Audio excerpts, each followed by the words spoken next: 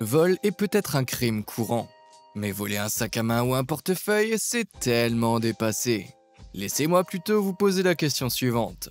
Comment feriez-vous pour voler une plage entière, une partie d'un corps historique emblématique ou 50 000 dollars de sperme de taureau? Croyez-le ou non, ce ne sont là que quelques-unes des choses dangereuses, étranges et carrément stupides que les gens ont volées. Intrigués, restez dans les parages pour découvrir quelques-uns des projets les plus loufoques que le monde ait jamais connus.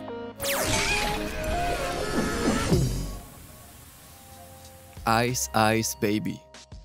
Si vous planifiez un cambriolage, la subtilité devrait être l'une de vos priorités. Pourtant, tous les criminels ne sont pas taillés dans le même moule.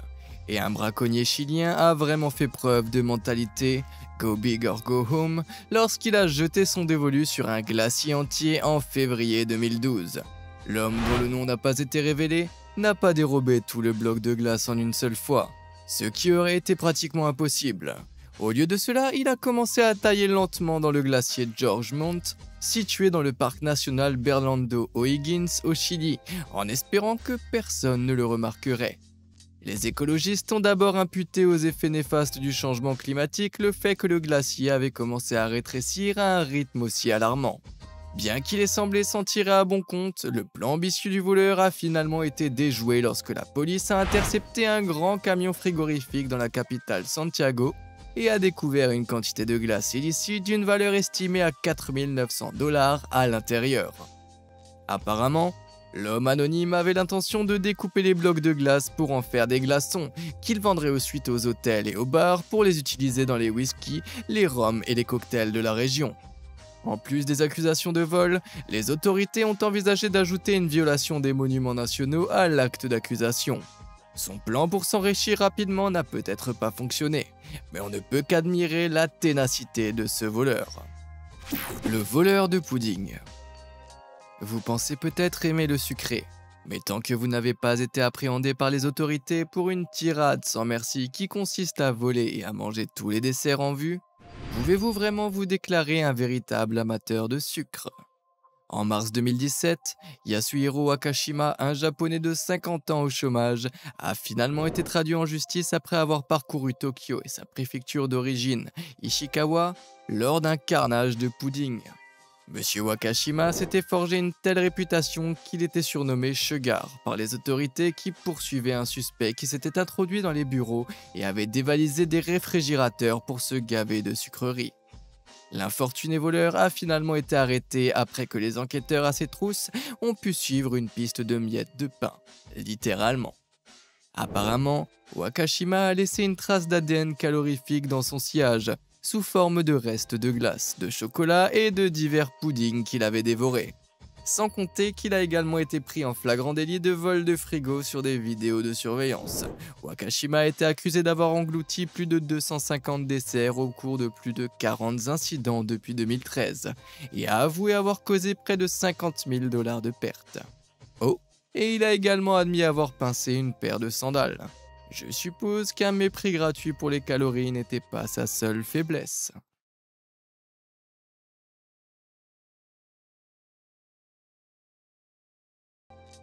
Orteils humains. En mai 2018, un bandit sournois de la ville de Pearl Hut en Nouvelle-Zélande a laissé les autorités perplexes lorsqu'il a quitté la scène du crime avec un souvenir plutôt gore. 2 orteils humains. Et rembobiné. Est-il possible de dérober des parties du corps d'une personne sans qu'elle s'en aperçoive? Le problème, c'est que le propriétaire des doigts volés n'avait pas son mot à dire, car il était déjà mort. Le crime étrange a eu lieu à l'exposition itinérante Body World Vital à Auckland, qui présente une multitude de restes humains préservés par un procédé appelé plastination. En gros, les fluides corporels et les graisses suintantes des personnes sont remplacés par du plastique liquide, et leurs corps sans vie sont exposés. Cela ressemble à une journée amusante avec les enfants, non? L'exposition a été créée par le docteur Angelina Whalley et son mari, le docteur Gunther von Hagens, qui ont inventé le procédé dans les années 70 afin d'enseigner l'anatomie humaine aux étudiants de l'université de Heidelberg. Le voleur, âgé de 28 ans, a réussi à arracher les orteils de l'un des cadavres conservés qui avait été généreusement donné. On ne sait pas exactement comment il comptait s'en tirer. On suppose qu'il a simplement empoché les orteils, mais heureusement, il a été arrêté avant de pouvoir conclure l'affaire. L'homme a plaidé coupable pour le vol d'orteils et a également été accusé d'avoir interféré de manière inappropriée avec le corps d'un inconnu.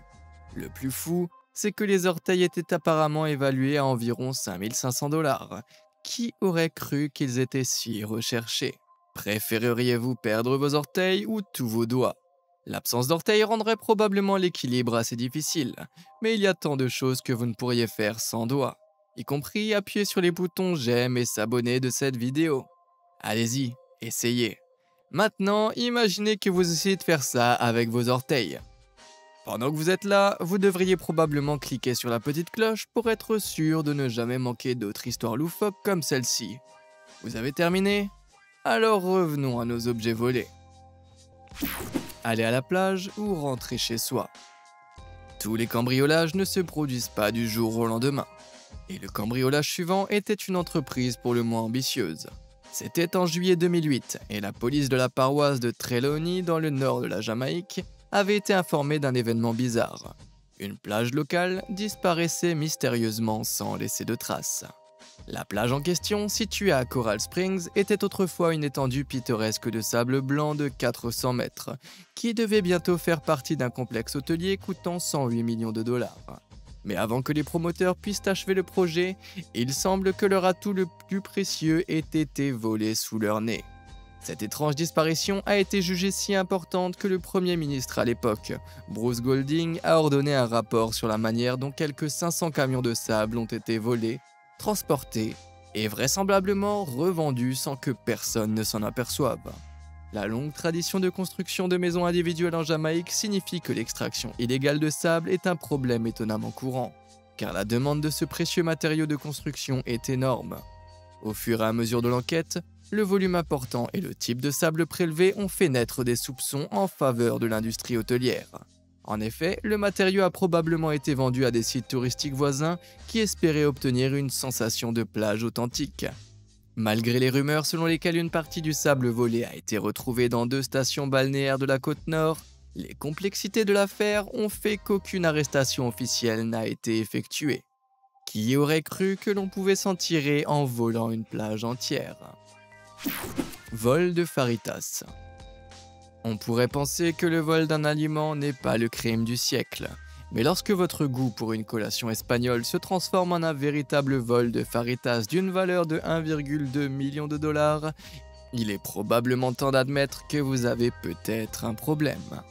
Croyez-le ou non, c'est ce qu'il s'est passé en 2017 lorsque Gilberto Escamilla, 53 ans, habitant du Texas, qui voulait passer la plus grande soirée mexicaine avec ses amis. Je plaisante. Il s'agissait d'un plan pour s'enrichir rapidement, bien sûr. Tout a commencé lorsque Camilla a été envoyée pour la première fois au centre de détention pour mineurs d'Arrell B. Esther, dans la ville de San Benito, au Texas, en 2008. Au cours des 9 années suivantes, Escamilla a pu passer des commandes de faritas en utilisant les fonds du comté avant de les revendre à son propre profit.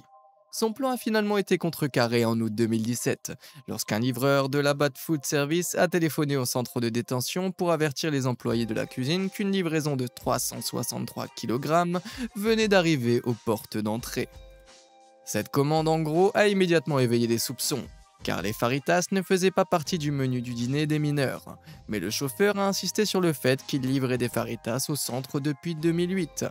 Lorsque la piste des snacks épicés a conduit les enquêteurs jusqu'à Escamilla, celui-ci s'est effondré et a prétendu que l'affaire était simplement devenue incontrôlable. Après avoir été licencié et arrêté, son domicile a également été fouillé et la police a trouvé des paquets de faritas dans son réfrigérateur. Escamilla a plaidé coupable de ses crimes et a été condamné à 50 ans de prison. Je me demande si les faritas étaient au menu. Envie de pelouse. Vous pensiez que voler une plage était une entreprise délicate? Essayez de piquer toute la cour avant de quelqu'un. Denis Thompson d'Edmonton au Canada était fier de sa pelouse verdoyante qui offrait un rayon de soleil à ses 4 enfants et à ses 2 chiens. Mais elle était loin de se douter qu'elle allait lui être cruellement arrachée.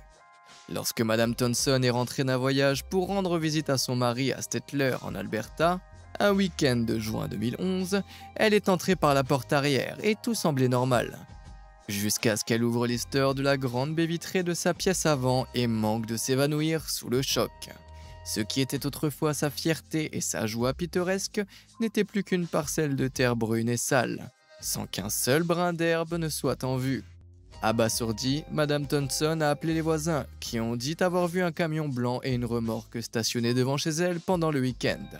Mais qui ferait une telle chose, et en plein jour en plus? Il s'est avéré que le vol de la pelouse n'était pas le fait d'un voisin jaloux, mais plutôt le résultat d'une erreur innocente. Le lundi soir, Madame Thompson a découvert sur sa porte d'entrée une note de Patrick Koukanou, le propriétaire embarrassé de Koupak Landscape Ltd, qui expliquait que son équipe s'était tout simplement trompée de maison et de rue. Heureusement, Madame Thompson a surmonté sa colère initiale et a accepté avec plaisir l'offre de Koukanou de remplacer la pelouse gratuitement. Peut-être que son équipe a aussi besoin d'un examen de la vue. Le baraquement de Napoléon. Voler des orteils humains est assez étrange. Mais que diriez-vous si je vous disais que le tristement célèbre chef militaire Napoléon s'est fait voler ses propres joyaux de la couronne? Littéralement. L'histoire raconte que le phallus historique a été dérobé pour la première fois lorsque le médecin Francesco Antomarchi, plein de ressentiment à l'égard de Napoléon, l'a prétendument coupé lors de son autopsie en 1821, avant de le donner à un prêtre nommé abbé Ange Paul Vignali, qui l'a ensuite introduit clandestinement en Corse. À partir de ce moment, le bien le plus précieux de Napoléon a acquis un statut mythique.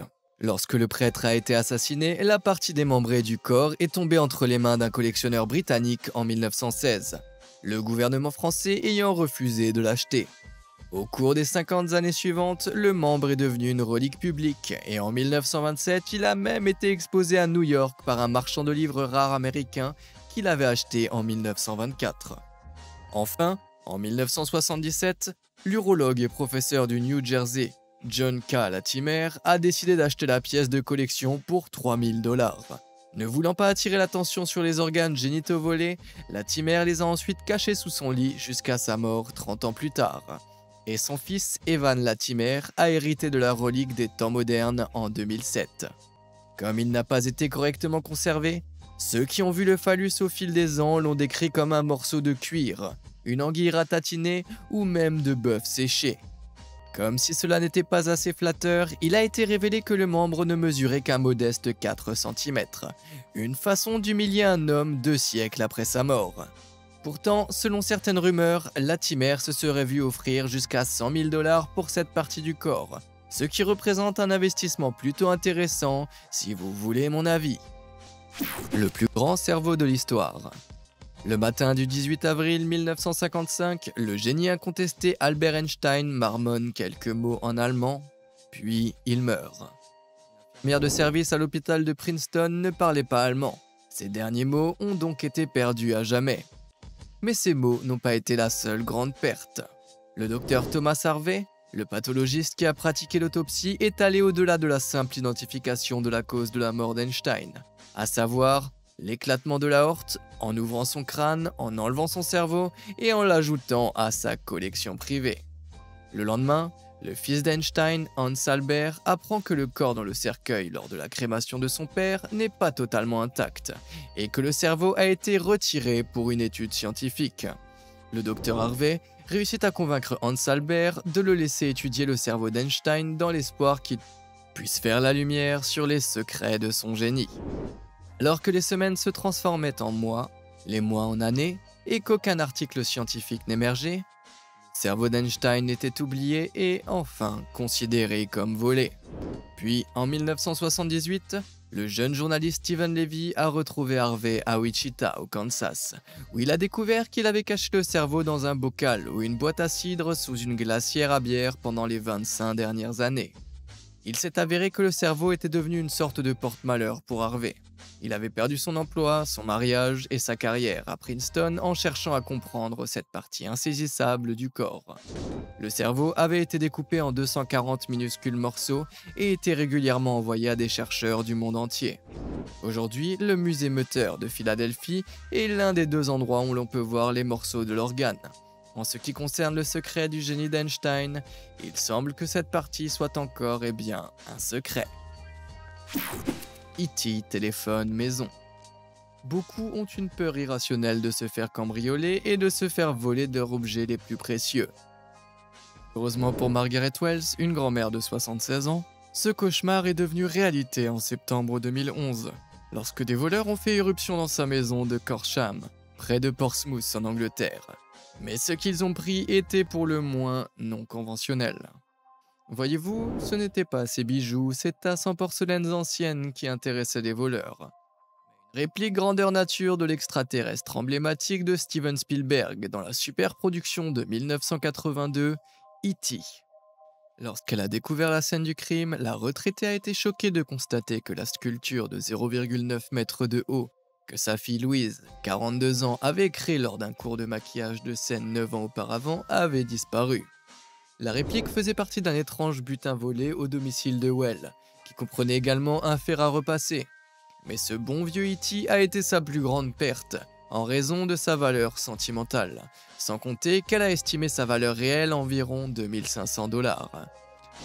L'espoir semblait perdu, et il y a eu un rebondissement bizarre dans l'histoire en janvier 2012, quand un promeneur de plage a trouvé la réplique échouée sur une plage d'Old Portsmouth et l'a d'abord prise pour un cadavre. À ce jour, ni la police ni Margaret ne savent qui a volé la maquette ou ce qu'ils avaient l'intention d'en faire, mais après tout, elle est simplement heureuse que E.T. ait effectivement téléphoné à la maison. Bon sang, la pauvre Margaret Wells a vécu des émotions fortes, et quelle retrouvaille touchante cela a dû être. L'un d'entre vous a-t-il déjà perdu quelque chose, ou pire, se l'est fait voler, pour finalement se le faire rendre d'une manière étonnante? Faites-le moi savoir dans les commentaires ci-dessous, et je reviendrai sur quelques-uns de mes préférés. Sperme de taureau. Il n'y a pas de limite aux choses que les voleurs aux doigts collants essaient de piller. Et dans ce cas, quand je dis doigts collants, je le pense vraiment. En janvier 2016, la ville californienne de Turlock a été secouée par un titre qui pourrait faire réfléchir n'importe qui. Près de 50 000 $ de sperme de taureau volés dans un camion de Turlock. En effet, quelqu'un avait réussi à s'emparer de près de 50 000 smacarous de sperme de taureau appartenant à des bovins californiens. Mais pourquoi? Et comment? Vous voyez, ce n'était pas n'importe quel vieux taureau. D'après le propriétaire de la ferme, John Azevedo, la génétique de ces taureaux se situe dans le top 1% de la population mondiale. Le sperme très prisé de ces taureaux est collecté 2 à 3 fois par semaine et expédié dans des fermes de Californie et dans le monde entier afin de féconder le bétail. Apparemment, plus de 70 à 75% de tout le bétail des États-Unis est inséminé de cette manière. Anthony Rice, un habitant de Turlock, a consacré des mois de travail à la collecte de ce sperme de taureau de premier ordre, mais la moitié a été volée. Selon les rapports, les voleurs ont apporté 3 réservoirs et un réservoir de transfert contenant près de 3500 unités de sperme à l'arrière du camion de Monsieur Rice un dimanche soir. Pour donner un ordre d'idée, cela suffit pour féconder potentiellement plus de 1000 bovins. On ignore comment l'auteur du vol avait l'intention de déplacer le chargement, mais le sperme congelé peut être dangereux s'il n'est pas manipulé par des professionnels, car les réservoirs sont remplis d'azote liquide à environ moins 196 degrés Celsius. Pas étonnant qu'il y ait eu une baisse des douches pour bébé vache en 2016. Folie des bouches d'égout. Oubliez tout d'Ocean's 8, et permettez-moi de vous parler du casse le plus réussi dont vous n'avez jamais entendu parler. Ce grand vol de plaques d'égout de 1990. D'accord, ce n'était pas si génial que ça, mais c'est quand même assez stupide. Ce qui, si vous voulez mon avis, est encore mieux. Tout a commencé lorsque les officiers de police ont remarqué que des bouches d'égout de Hollywood, au centre-sud de Los Angeles, disparaissaient mystérieusement à une vitesse vertigineuse. Dans un premier temps, des détectives locaux en herbe ont pointé du doigt les méga fans des Tortues Ninja qui auraient volé les bouches d'égout pour s'en servir de bouclier, comme ils le font dans la série. Hélas, la vérité n'impliquait pas les frères Tortues mutantes anthropomorphes luttant contre le crime. Mais soulever et voler 185 disques en fonte pesant chacun environ 18 kg est un exploit pour n'importe quel humain. Le couvercle a finalement été levé sur ce plan sournois. lorsque des agents de surveillance dans un dépôt de ferraille du centre-ville se sont garés à côté d'un camion Toyota déglingué en juillet 1990. À l'intérieur, ils ont trouvé exactement ce qu'ils cherchaient. De 907 kg de couvercles de puisard et de grilles d'évacuation des eaux pluviales, dissimulés par des couches de carton et des cadres de lit cassés. Les deux suspects, Antonio Lopez, 23 ans, et Efraín de León Barrios, 19 ans, ont été accusés d'avoir tenté de vendre le lourd chargement pour la modique somme de 75 $ au Downtown Metal Center sur Long Beach Avenue. Selon les ferrailleurs, les voleurs auraient pu gagner légalement 30 fois plus en recyclant des canettes de boissons gazeuses en aluminium, car le métal ne valait que 3 cents la livre à l'époque. Un bel effort cependant les gars. Situation à nageoire tirée. Vous ne faucheriez pas une voiture. Vous ne voleriez pas un sac à main. Vous ne piqueriez pas une télévision. Ne subtiliseriez pas un requin. Attendez quoi? En 2008, Peter Newman, 68 ans, propriétaire britannique d'un magasin d'aquariophiles, a remarqué que la porte du garage aménagé où il gardait un couple de rares requins-chats marbrés australiens et leur bébé était mystérieusement laissée ouverte. Lorsqu'il a jeté un coup d'œil à l'intérieur, son pire cauchemar est devenu réalité. L'un de ses prédateurs aquatiques le plus apprécié n'était plus dans l'aquarium de 1,5 m de haut avec ses compagnons à nageoire. Les enquêteurs sur place n'ont pas compris comment le suspect avait réussi à enlever la mère requin de 60 cm de long et à s'enfuir sans se faire prendre. Et malgré tous leurs efforts, la pauvre créature volée n'a jamais été revue. Monsieur Newman explique que le voleur avait probablement l'intention de prendre les deux requins, mais que le mâle était beaucoup plus difficile à attraper. Il a probablement abandonné après avoir essayé de le maîtriser et s'est contenté de la femelle. Apparemment, les requins sont si recherchés que le couple pourrait valoir plus de 60 000 $ en tant que couple reproducteur. Bien que la façon dont le braconnier ait eu l'intention de déplacer le gros poisson reste un mystère. Newman a même laissé entendre qu'il s'attendait à moitié à ce que le bandit demande une rançon pour récupérer la femelle saine et sauve. Oubliez les petits larcins. Essayez de voler un requin vivant hors de son aquarium avant de demander une rançon. Voilà ce que j'appelle un acte à la fois stupide et audacieux. Crotte de second prix. Parfois, il faut se contenter d'un deuxième prix. Et c'est exactement ce qu'il s'est passé dans le cas de ce prochain projet farfelu. En mars 2015, les policiers de la ville de Des Moines, dans l'Iowa, ont été dépêchés pour enquêter sur un cambriolage dans un quartier local, où un homme a expliqué que quelqu'un avait forcé la porte de son camion côté conducteur. Le cambriolage s'est produit vers 3 h du matin, le jour même, lorsque le suspect aurait forcé la serrure de la porte et tenté d'allumer le camion, mais en vain. Lorsqu'ils ont réalisé qu'ils n'avaient aucune chance de s'enfuir avec le véhicule lui-même, ils ont cherché désespérément à l'intérieur quelque chose.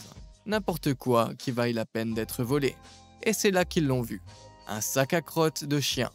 La police n'a pas été en mesure d'identifier d'autres témoins ou suspects du crime, mais si elle est retrouvée, elle a expliqué que le voleur de crottes pourrait être accusé de cambriolage au 3e degré. Espérons que ce criminel sera bientôt traduit en justice avant qu'il ne puisse frapper à nouveau. Un pont trop loin. Si cette liste nous a démontré quelque chose, c'est qu'aucun prix n'est trop grand pour les voleurs les plus stupides au monde. Voler un vélo ou même une voiture n'est pas trop difficile à imaginer. Mais il faut être un peu spécial pour voler un pont entier, pas vrai? C'est exactement ce qu'un groupe de bandits opportunistes a réussi à faire en République tchèque en 2012 en s'emparant d'un pont piétonnier de 10 tonnes, reliant les villages de Loket et Hornislakov, dans l'ouest de la République tchèque, ainsi que d'un tronçon de voie ferrée de 198 mètres. Comment ont-ils réussi à s'en sortir? Apparemment, ces hommes anonymes ont montré à des policiers qui effectuaient une patrouille de routine de faux documents prétendant qu'ils travaillaient à l'installation d'une nouvelle piste cyclable. Le groupe a ensuite utilisé une grue pour démonter le pont qu'ils avaient probablement l'intention de revendre comme ferraille. Selon la SZDC, une société qui gère l'infrastructure ferroviaire tchèque, le métal volé est évalué à environ 6 300 $, tandis que le porte-parole des chemins de fer, Pavel Hala, a déclaré que le coût de remplacement du pont se chiffrera en millions. C'est une mauvaise nouvelle pour tous les habitants du quartier qui espèrent aller du point A au point B, n'est-ce pas? Personne n'a dit que tous les criminels étaient des génies, mais il faut applaudir certains de ces types pour leurs efforts. Si vous pensiez que pincer une pelouse ou un pont était impressionnant, Vous devriez vraiment regarder la vidéo sur l'écran pour découvrir certaines des plus grandes choses que les voleurs ont jamais réussi à ravir. Merci de nous avoir suivis.